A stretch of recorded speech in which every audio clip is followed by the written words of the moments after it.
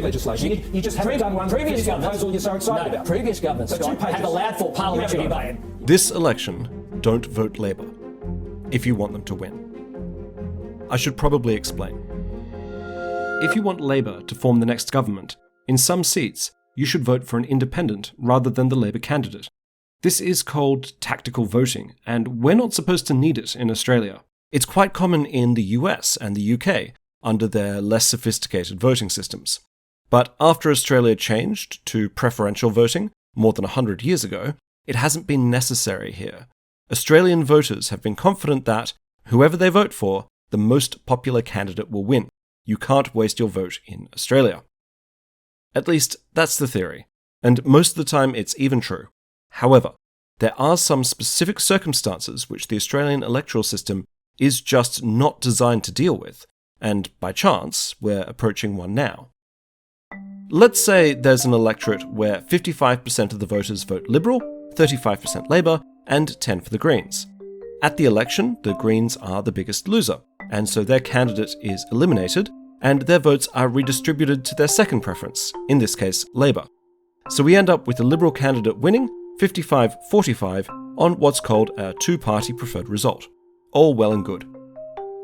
But what if we introduce an independent, who is exactly the same as the Liberal candidate, with two exceptions? One, taking action on climate change, and two, introducing a federal ICAC. Both of these are quite popular, and so almost a third of the Liberal voters, or 15% of the electorate, put the independent first on their ballot paper and the Liberal candidate second. But after the election, nothing changes. The Liberals will still win with the same margin. The Green candidate is eliminated first, and their votes flow to Labour. But then the independent candidate will have the least votes remaining and also be eliminated, and their votes will flow back towards the Liberals, who will again win 55-45 on a two-party preferred result. Now, this looks democratic. More people preferred the Liberal candidate over the Labour one. Arguably, it's not. If we do this election again, but this time neither Labour or the Greens run a candidate, something interesting happens. Both the Labour and Green voters would prefer an independent MP over a Liberal one, so they vote for the independent, who will then beat the Liberal candidate 60-40. In this case, the independent is what's referred to as a Condor Winner, named after the Marquis of Condorcet, an 18th century philosopher and mathematician. The Condorcet winner is the candidate who would win against each of the other candidates in just two-party races. So in a two-way election against either the Liberal, Labour or Green candidates, the independent would be the winner. There isn't always a Condorcet winner in an election. People's preferences don't exist on a straight line, after all. But in this case, and with two candidates very close to each other, there is. Unfortunately, the Australian voting system doesn't account for this. So the only way for the independent to have won this election is by receiving more of the primary vote. And that's where tactical voting can come in. If some of the Labour and Green voters had put the independent first and their own party second, then the independent would not have been eliminated during preference allocation, and they would have won the election. This is exactly how Tony Abbott lost the seat of Warringah in 2019. Abbott's primary vote dropped by quite a lot, 12%, but that wasn't enough to unseat him. If the independent candidate, Zali Steggall, had only received those votes, then she would have been eliminated during preference allocation, and Abbott would have won against Labour, albeit with a much lower majority. Steggall, however, ended up receiving a much higher primary vote, with more than half of the Labour and Green voters putting her first on the ballot papers and their own party second.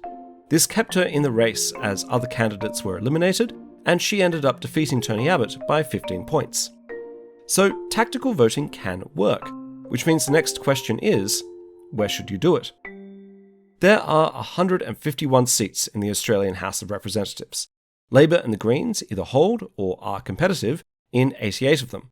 So if you want Labour to form the next government, and you live in one of these seats, then voting for Labour, or the Greens and then preferencing Labour, is still the most likely way to achieve that. Next are 41 safe seats, which are held by the Coalition and Bob Katter. While it is technically possible that Labour could win one or even two of these seats at the next election, the chances are not high. 18 of them have never elected a Labour MP, but they might elect an independent. That's what happened in Warringah. It was a safe coalition seat which had never voted Labour when Tony Abbott was defeated. And while that situation was unusual, with several mitigating factors, exactly the same thing happened in the seat of Indi 6 years previously. There are currently 38 independents running in safe coalition seats, 7 of whom are backed by Climate 200, a fund that advocates for better climate policy.